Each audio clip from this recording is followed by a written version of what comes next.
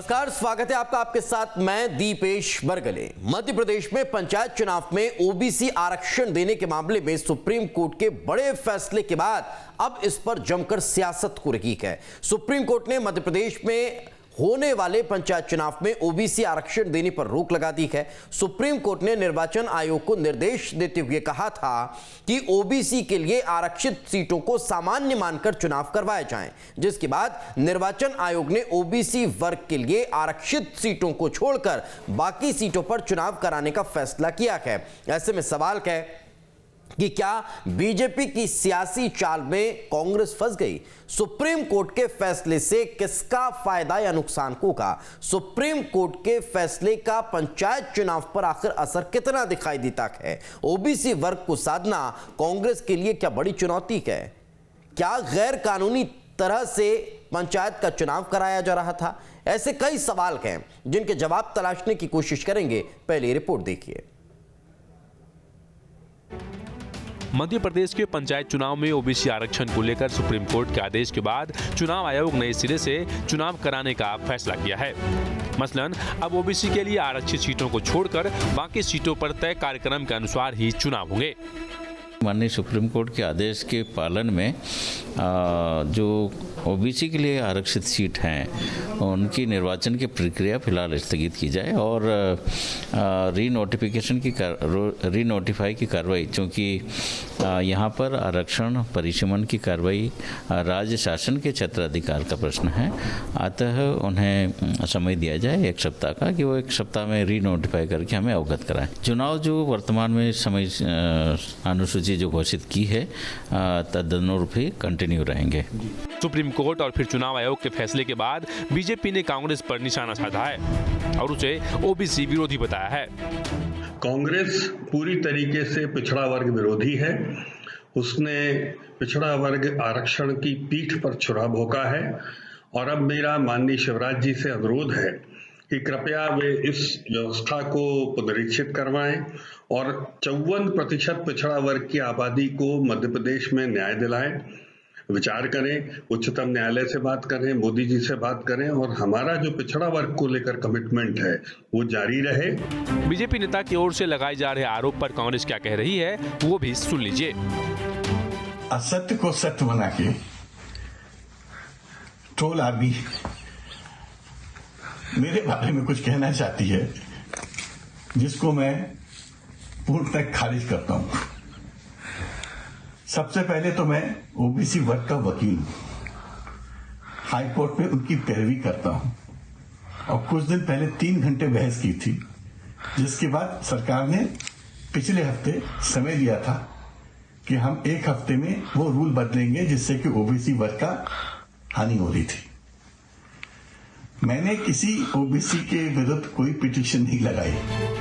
कुल मिलाकर supreme court के फैसले के बाद प्रदेश में ओबीसी वर्ग को लेकर एक बार फिर सियासी जंग शुरू हो गई है। सुप्रीम कोर्ट के फैसले पर कांग्रेस फिलहाल प्रदेश की सियासत में घिरती हुई दिख रही है। जानकारों की माने तो कांग्रेस बीजेपी की बिछाई सियासी जाल में फंस गई है। बीजेपी नेता एक तरफ कांग्रेस को ओबीसी विरोधी बता रहे हैं तो वहीं कांग्रेस को अब इस पूरे मामले पर अपनी सफाई देनी पड़ रही है। Team news state. तो आज इसी महत्वपूर्ण मसले पर चर्चा करेंगे। वरिष्ठ पत्रकार चैतन्य भट्ट जी हमारे साथ जुड़ चुके हैं। सर, बहुत बहुत स्वागत है आपका। राकेश शर्मा जी हमारे साथ हैं, बीजेपी के प्रवक्ता हैं, बड़े विद्वान नेता हैं। राकेश जी, आपका बहुत बहुत स्वागत है। अमीनुल खान सूरी साहब है, कांग्रेस के ऊर्जावान प्रवक्ता हैं, विद्वान प्रवक्ता हैं। सूरी साहब, आपका भी बहुत बहुत स्वागत है। सूरी साहब, शुरुआत आज आप ही से करते हैं। कहीं ऐसा तो नहीं कि बीजेपी की गुगली में कांग्रेस फंस गई और अब स्थिति ये हो गई है कि अब इस फैसले को उगला जाए या निगला जाए, कैसे आप देखा जाए? देखिए दीपेश जी, बहुत ही स्पष्ट है जिस तरह से सुप्रीम कोर्ट का जो कल फैसला आया, ये भारतीय जनता पार्टी और आरएसएस की जो आरक्षण के खिलाफ की जो व्यूह रचना है उसको आगे बढ़ाने का काम करता है। सुप्रीम कोर्ट में ना मांग हुई थी ना अपील हुई थी। जो लोग सुप्रीम कोर्ट गए थे, उच्च न्यायालय मध्य प्रदेश गए थे कि किस तरह से जो परिसीमन 2019 का रद्द किया गया, 2014 के रोटेशन को जो संविधान में जो संविधान का गला घोटने का काम किया और लोकतंत्र को बंधक बनाने का काम शिवराज सिंह चौहान सरकार ने किया कि 2014 के रोटेशन में बदलाव आना चाहिए था अगले पंचायत इलेक्शन में, क्यों नहीं किया गया वो रोटेशन में बदलाव? उसके खिलाफ कुछ लोग सुप्रीम कोर्ट जाते हैं। ना उन्होंने ओबीसी आरक्षण को लेके कोई मांग की सुप्रीम कोर्ट में, ना अपील की। अब आप देखिए कि जो मोहन भागवत ने कहा था, जिस तरह से आरक्षण विरोधी आरएसएस के संचालक मोहन भागवत जी रहे, उनके बयान आए आरएसएस के उसमें छपा है, तो कहीं ना कहीं अपने नापाक इरादों पर अदालत की जो मोहर हथियार बना के मोहर लगाने का काम भारतीय जनता पार्टी और आरएसएस कर रही है। तो ये जनता को दिख रहा है कि भारतीय जनता पार्टी पिछड़े वर्ग के लोगों के खिलाफ पहले भी थी, आज भी थी। आज उनका आरक्षण छीनने का काम अगर कोई कर रहा है, लेकिन सूरी साहब, ये उन लोगों को आप कैसे समझा पाएंगे जो अपना ओबीसी रिजर्व सीट खोते हुए वहां पर अपना नामांकन दाखिल कर चुके थे?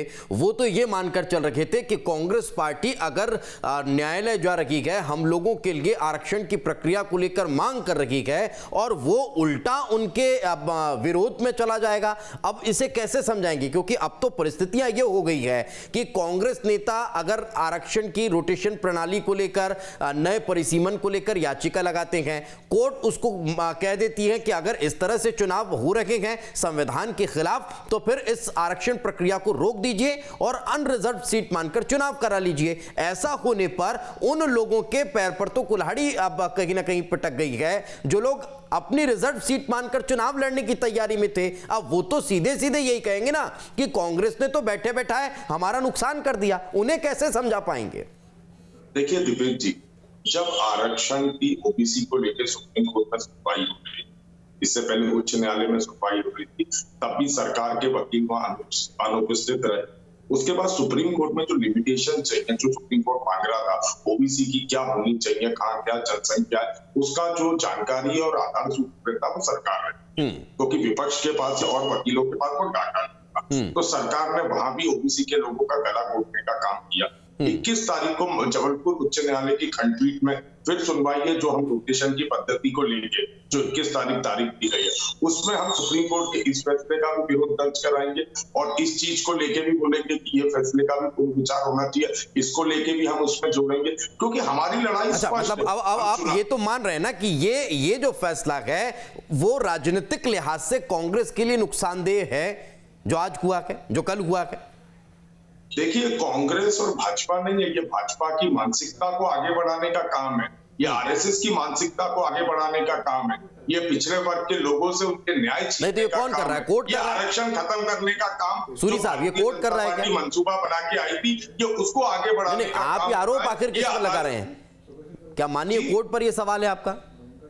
मैं निश्चित तौर पर कह रहा हूं कि अपने जो नापाक इरादों को पूरा करने के लिए माननीय सुप्रीम कोर्ट को हथियार बनाने का काम राष्ट्रीय स्वयंसेवक संघ तो याचिका कौन लेकर के गया सर?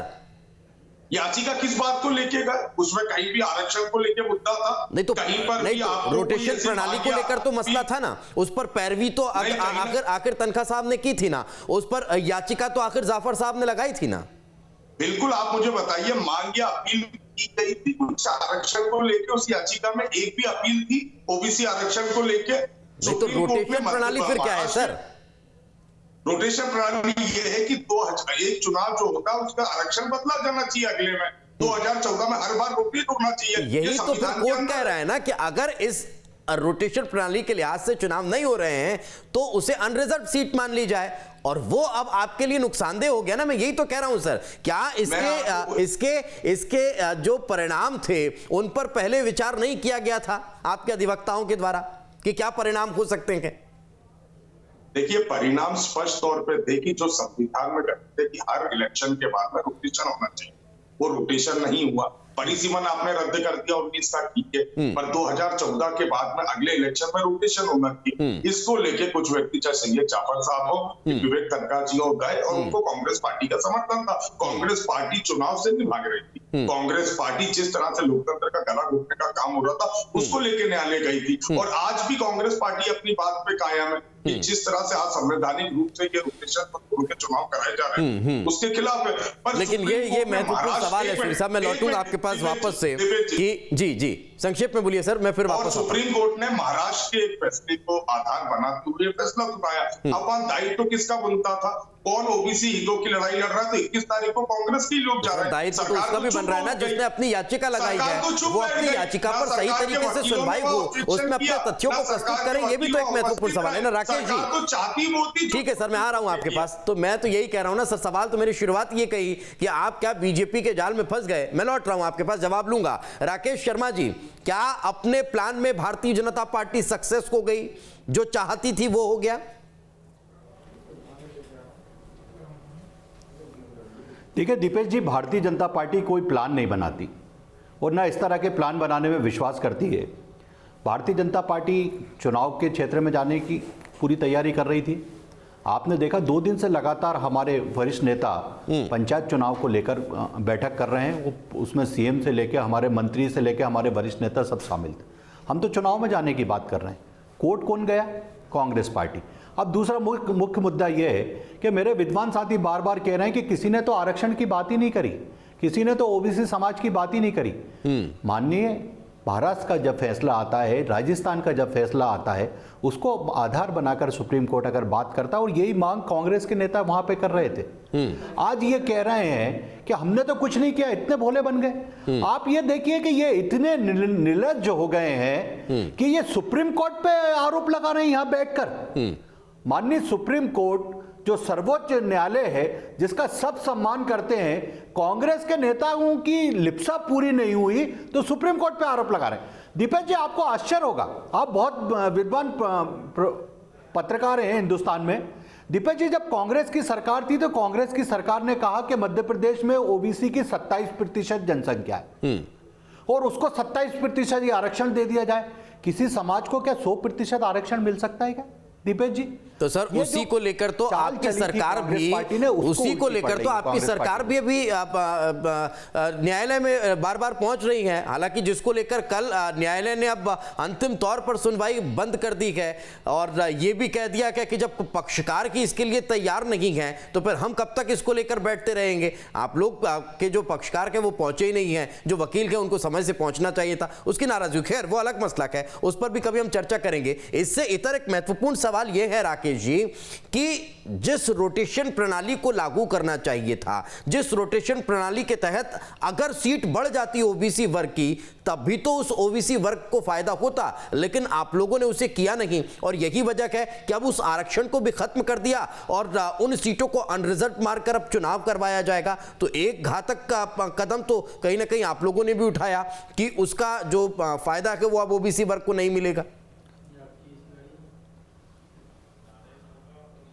दीपेश जी, मध्य प्रदेश की भारतीय जनता पार्टी सरकार, आप हमारे 3 मुख्यमंत्री उठा के देखिए। सबसे पहले मध्य प्रदेश में मुख्यमंत्री बनती है उमा भारती, ओबीसी समाज से आती हैं। दूसरे मुख्यमंत्री बनते हैं बाबूलाल गौर, वो ओबीसी समाज से आते हैं। और लगातार अभी जो मुख्यमंत्री हैं शिवराज सिंह चौहान, वो ओबीसी समाज से आते हैं। आज कोई भी समाज कहीं भी जाकर अपनी बात रखता है तो वो यही कहता है ना कि हमें ज्यादा से ज्यादा प्रतिनिधित्व दिया जाए। हमारे 3 मुख्यमंत्री लगातार ओबीसी समाज से आ रहे हैं। दीपेश जी, सबसे बड़ी बात मैं एक और कहना चाहता हूं आपके मंच के द्वारा, मध्य प्रदेश में सरकार बनती है कांग्रेस की, मुख्यमंत्री कमलनाथ, प्रदेश अध्यक्ष कमलनाथ, नेता प्रतिपक्ष कमलनाथ, एकमात्र आप लोगों ने मुख्यमंत्री तो बना दिए, पंच, सरपंच, जिला पंचायत अध्यक्ष जो बनना चाह रहा था ओबीसी का नेता, अब उसका क्या हुआ सर? वो क्या करेगा? वो तो घर बैठ गया सर। वहां पर भी अब सामान्य नागरिक का चुनाव लड़ेगा और वही जीतेगा। उसका क्या होगा सर? वो तो अपने रिजर्व सीट मानकर चुनाव की तैयारी कर रहा था। मैं लौटूंगा, जवाब लूंगा। चैतन्य भट्ट सर हमारे साथ लगातार लंबे समय से मौजूद हैं। सर, आखिर सबसे छोटा चुनाव और उस पर न्यायालय से लेकर और सियासत होती हुई जो दंगल देखने को मिल रहा है, आखिर वो किस और इशारा करता है और क्या माना जाए? इस फैसले को कैसे देखा जाए? देखिए दीपेश जी, ये दोनों पार्टी अपने अपने जाल में फंस गई हैं। ओबीसी के जो रिजल्ट सीट थी उसको अगर आप परिसीमन रोटेशन पद्धति के आधार पर 2019 के हिसाब से करते तो ये सारी बातें पैदा ही नहीं होती।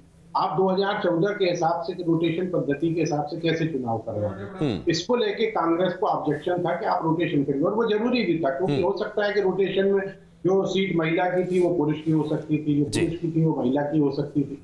तो एक प्रतिनिधित्व देने की बात थी समाज के हर वर्ग को, हर व्यक्ति को एक जो प्रतिनिधित्व देने की बात थी वो शामिल हो जाती इसमें। लेकिन आप 2014 के रोटेशन के आधार पर अगर आप टिकट दे रहे हैं या चुनाव करवा रहे हैं तो वो निश्चित तौर पे कहीं ना कहीं कांग्रेस को भी ये लगा कि ये गलत तरीका है और उसको लेके वो कोर्ट में गए। अब बीजेपी भी इस जाल में फंस गई है कि अब जो ओबीसी वाली सीटें हैं वो अब जनरल मान ली है सुप्रीम कोर्ट के आदेश के अनुसार। लेकिन अभी सरकार और अभी एक आपके जो रिपोर्ट में बताया गया था उसमें ये बताया गया कि जो ओबीसी वाली सीटें हैं उनको छोड़ के चुनाव होगा। ये तो सुप्रीम कोर्ट के आदेश के खिलाफ हो जाएगी बात। अगर सुप्रीम कोर्ट कह रहा है कि आप ओबीसी की सीटों को जनरल सीट मान के चुनाव करवाइए तो अगर आप कैसे कह सकते हो कि हम ओबीसी सीटों को छोड़ के चुनाव करवाएंगे? तो ये राजनीतिक जो ऊहापोह की स्थिति हो गई है और उसको सुप्रीम कोर्ट के आदेश को अलग अलग तरह से डिस्क्राइब किया जा रहा है, ये भी बड़ा अजीब सा मुद्दा है।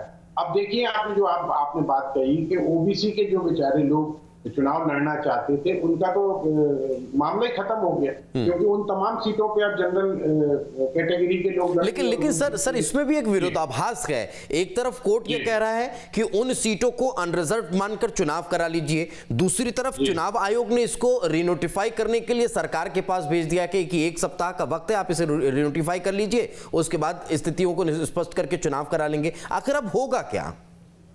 नहीं, वही मैं बता रहा हूँ कि हमें तो मुझे तो लगता है कि ये जो पूरा झोल हुआ है इस पूरे मामले में, तो मुझे लगता नहीं कि चुनाव बड़े आसानी से निपट सकती है। क्योंकि देखिए भारतीय जनता पार्टी ओबीसी को लेके बहुत ज्यादा चौकस है और वो बार बार इस बात को लेके कोर्ट में जा रही है कि हमने इसमें 27% आरक्षण दे दिया, जबकि एक बार सुप्रीम कोर्ट की 5 सदस्यीय पीठ ये कह चुकी है कि 50% से ज्यादा किसी भी तरीके से आप आरक्षण नहीं दे सकते। उसके बाद भी हर बार 27% की बात होती है और वो मामला कोर्ट में चला जाता है। तो वो ये संदेश देना चाहती है भारतीय जनता पार्टी के देखिए साहब हम तो ओबीसी के बहुत पक्षधर हैं और उनको आरक्षण देना चाहते हैं, लेकिन क्या करें हम कोर्ट के आगे मजबूर हैं। तो ये स्थिति अभी यहाँ पर हो गई।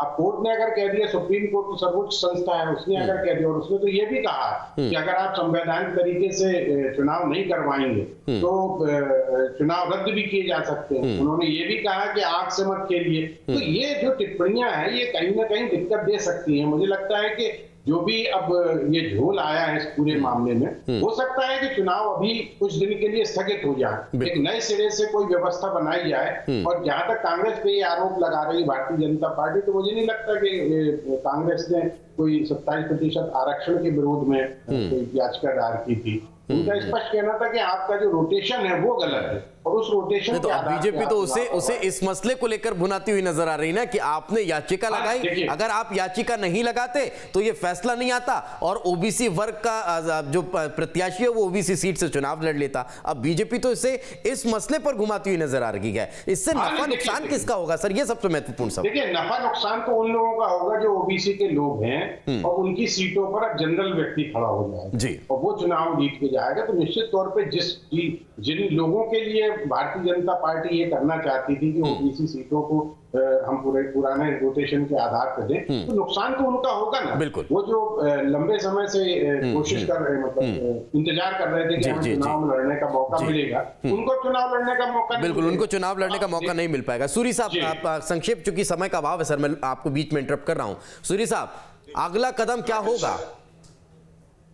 मैं इसका जवाब देता हूं, उससे पहले 1 मिनट लेना चाहूंगा। राकेश शर्मा जी की जानकारी में अभाव है कि 27% मध्य प्रदेश में पिछड़ा वर्ग नहीं है, 54% हमारे यहाँ पिछड़ा वर्ग 54% है मध्य प्रदेश में। और रही बात, आप कमलनाथ जी को इस विषय में लाने की आवश्यकता नहीं है, पर मैं आपको बता दूं हमारा पूर्व मुख्यमंत्री भी ओबीसी था, हमारा प्रदेश अध्यक्ष आज ओबीसी और हमारा सीएलपी लीडर भी आज ओबीसी वर्ग से आता है। अब 21 तारीख को हम जबलपुर खंडपीठ में जो मध्य प्रदेश उच्च न्यायालय में जो तारीख दी गई है जिस रोटेशन पद्धति के खिलाफ हम पहले उच्च न्यायालय गए, फिर सुप्रीम कोर्ट ने गए सुप्रीम कोर्ट ने उच्च न्यायालय भेजा, उच्च न्यायालय ने सुनवाई नहीं की, फिर सुप्रीम कोर्ट गए, फैसला आया, उसकी तारीख है, उसमें हम हमारा रोटेशन वाला मुद्दा जबलपुर उच्च न्यायालय में रखेंगे, आगे बढ़ाएंगे। इसके साथ हम सुप्रीम कोर्ट का ये जो फैसला आया इसकी भी आपत्ति दर्ज कराएंगे और इसमें भी अधिवक्ता रूप में जो भी हमारे अधिवक्ता फैसला लेंगे, विवेक तनखा जी जिस तरह से जाते हैं, और हम ये ओबीसी को उसका हक दिलाने का काम करेंगे और इस लड़ाई को लड़ेंगे, क्योंकि पिछले वर्ग की लड़ाई हम लड़ेंगे। हमें मालूम है भारतीय जनता पार्टी को कितनी पीड़ा है। जब कमलनाथ जी ने 27% आरक्षण दिया था, किस तरह दबाव में आके विधानसभा में शिवराज सिंह चौहान जी ने उसे माना, लेकिन उसके बाद भी सर जबलपुर में कल जो 27% आरक्षण का मसला है वो फिर अस्थायी मतलब अनिश्चित काल तक के लिए स्थगित हो चुका है, क्योंकि उस पर आपके भी पक्षकार पहुंचे नहीं, चूंकि समय का अभाव है। राकेश जी से एक महत्वपूर्ण कमेंट लेना रह गया है। राकेश जी, अगर अभिषेक भार्गव के बयान का जिक्र किया जाए तो क्या उस पर भी पार्टी विचार कर रही है? क्या इस और ध्यान दिया जाएगा कि अगर कोई विधायक है, कोई सांसद है और उसका परिवार का कोई सदस्य अगर पंचायत चुनाव लड़ना चाह रहा है तो उस पर पार्टी रोक लगाएगी, जैसे विधायक और सांसद के लिए होता है? देखिए दीपेश जी, इस तरह के कई विचार पार्टी के सामने आते हैं, समय समय पर विभिन्न नेता इस बात को रखते हैं। पर मैं एक महत्वपूर्ण बात यहां से कहना चाहूंगा कि मध्य प्रदेश के वरिष्ठ मंत्री भूपेंद्र सिंह जी हो या भारतीय जनता पार्टी के प्रदेश अध्यक्ष माननीय वी.डी. शर्मा हो, उनने स्पष्ट रूप से चैनलों पर कहा है कि ओबीसी समाज के हकों की लड़ाई भारतीय जनता पार्टी लड़ती है और आगे भी लड़ती रहेगी। हम कांग्रेस जैसे दगाबाज नहीं है कि सरकार में होते हुए कोर्ट में वकील नहीं पेश करती है और यहां आके छाती पीटती है और कोर्ट पे आज फिर प्रश्न चिन्ह खड़ा कर रही है और कल कोर्ट में जाने की बात कर रही है। ये तो हास्यास्पद स्थिति है। नहीं तो राकेश जी, आपके पक्षकार क्यों नहीं पहुंचे ये भी बता दीजिए ना। कल क्यों नहीं पहुंच पाए सॉलिसिटर जनरल? देखिए, मेरा एक निवेदन है, हमारे पक्षकार नहीं, मेरा निवेदन है, आप कांग्रेस के प्रवक्ता की बातों पे विश्वास मत कीजिए। नहीं सर, कल कोर्ट की टिप्पणी पे विश्वास कर रहा हूं मैं। कल कोर्ट की टिप्पणी का जिक्र कर रहा हूं सर। कोर्ट ने नाराजगी जाहिर की है कि जिस गंभीर मसले को लेकर दोनों पार्टियों के पक्षकार अगर गंभीर नहीं है तो फिर हम फ्री थोड़ी ना बैठे हुए हैं जो इस पर सुनवाई करते रहे। बंद कर दीजिए, नहीं होगी अब सुनवाई। ये कोर्ट की टिप्पणी है सर, मैं कोई कांग्रेस प्रवक्ता के पक्ष में बात नहीं कर रहा हूं। सॉलिसिटर जनरल को पहुंचना था, अगर वे पक्षकार हैं तो नहीं पहुंचे तो उस पर सवाल किया सर आपसे। ठीक है सर, मेरे को अब मुझे बोलने दें दीपेश जी। मैं समय का अभाव है सर, आप बोल सकते थे, लेकिन आपने उसको इंटरप्ट करके दूसरे दिशा में ले गए। भट्ट सर भी मेरी बात को बहुत अच्छे से समझ रहे होंगे और मुस्कुरा भी रहे हैं। चूंकि समय का अभाव है, बहुत बहुत शुक्रिया आप तीनों मेहमानों का हमारे साथ चर्चा में जुड़ने के लिए। कल फिर हाजिर होंगे किसी नए मुद्दे पर, इसी तरह की चर्चा करेंगे। दीजिए इजाजत, नमस्कार।